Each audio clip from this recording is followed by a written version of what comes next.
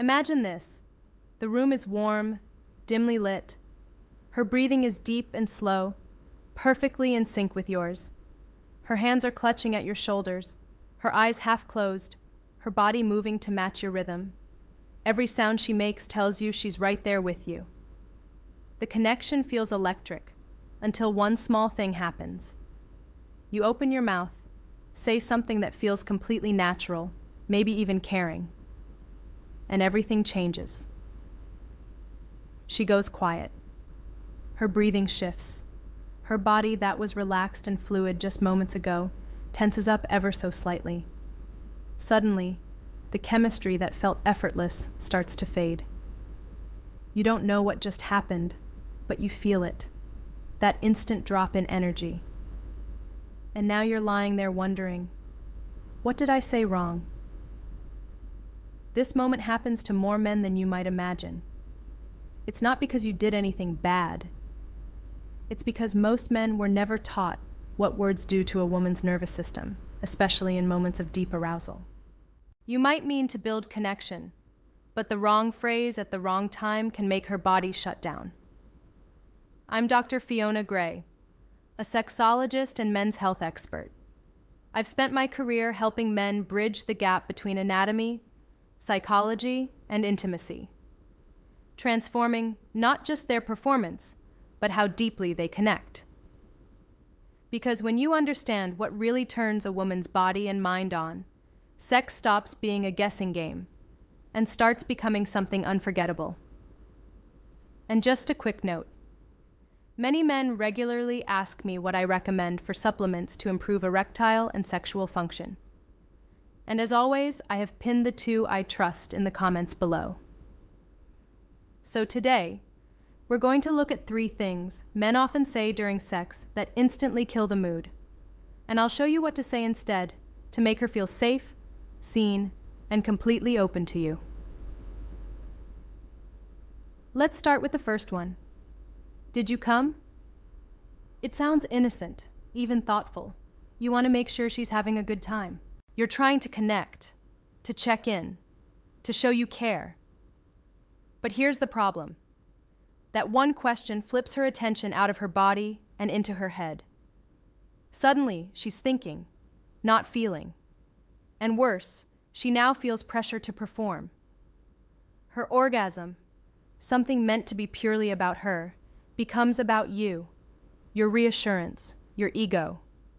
The moment you ask, it stops being about pleasure and becomes a test she's afraid to fail. Many women feel put on the spot by that question, especially if they didn't orgasm, because now they feel responsible for your confidence. And that's when connection breaks. You can sense it. Her energy retreats. The spark fades. Now let's talk about the second one, which I see all the time. Want to suck it? I understand exactly where this comes from. You're turned on. You're playful. You want her to want you. It's a primal impulse.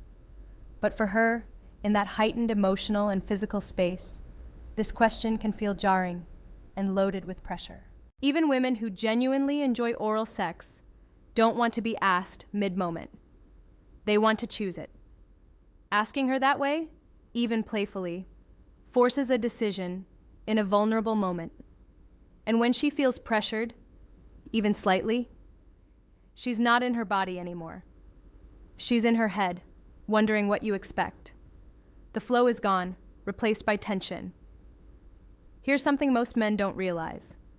When a woman is aroused, she's incredibly sensitive, not just physically, but emotionally. The smallest shift in tone, energy, or wording can change how safe her body feels. The more safety she feels, the deeper her pleasure. The more pressure she feels, the faster it disappears. Now the third phrase, and it's the sneakiest of all. You like it? This one seems harmless, right? Maybe even sexy. You're engaged, you're communicating, you want feedback. But to her, it rarely feels like a real question. It feels like you're seeking validation. And the second she senses that you need reassurance, she feels responsible for your experience instead of free to explore hers. Even if she's loving it, that question interrupts her flow. Now she's thinking, should I say yes louder? Should I moan more? Should I do something to show him I like it? And just like that, her focus shifts from pleasure to performance. Once that happens, the connection that felt organic and electric becomes mechanical. The truth is, none of these phrases come from a bad place. They come from excitement, care, or the desire to please. But they accidentally pull her out of the very state that makes sex powerful for her. Because what turns men on, visual stimulation, vocal affirmation, doesn't always turn women on the same way.